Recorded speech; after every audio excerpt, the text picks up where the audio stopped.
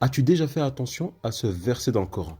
C'est un verset très important qui va vous permettre de comprendre en fait la vie que vous menez aujourd'hui. Si vous arrive des épreuves ou bien si vous arrive de grandes joies.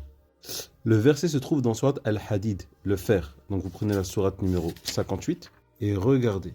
Verset 22. Nul malheur n'atteint la terre ni vos personnes qui ne soit enregistré dans un livre avant que nous l'ayons créé. Et cela est certes facile à Allah, afin que ne vous tourmentiez pas au sujet de ce qui vous a échappé, ni n'exultiez pour ce qu'il vous a donné. Et Allah n'aime point tout présomptueux, plein de glorioles. En fait, ces deux versets, qu'est-ce qu'ils te disent? Ils te disent que tout ce qui va t'arriver dans ta vie a déjà été écrit. Tu n'as pas à te mettre dans des états pour ce que tu as raté, pour ce qui est parti, ni à être extrêmement content pour ce que Allah subhanahu wa ta'ala t'a donné. Tu dois le remercier de ce qu'il t'a donné et patienter dans tes épreuves.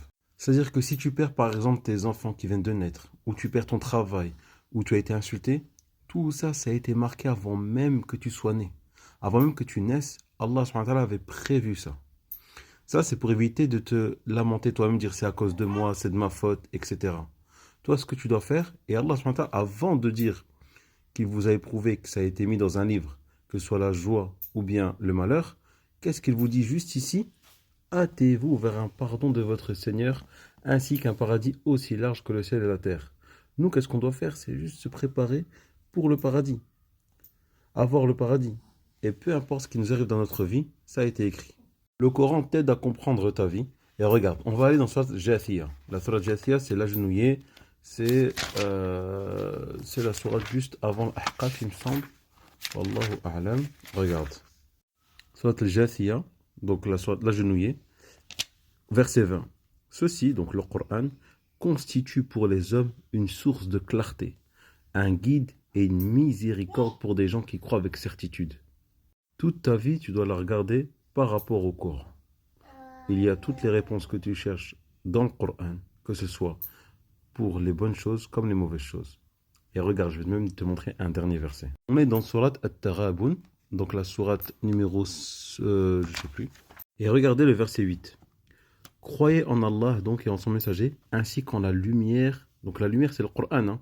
C'est ce qui est fait pour éclairer ta vie, que nous avons fait descendre. Et Allah est parfaitement connaisseur de ce que vous faites. Et si on tourne la page, regardez juste ici.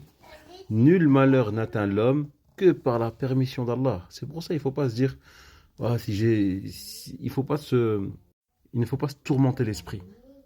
Oui, on a fait des péchés. Oui, on goûte le mal de nos péchés. Et qu'est-ce qu'on doit faire? Revenir à Allah en demandant pardon.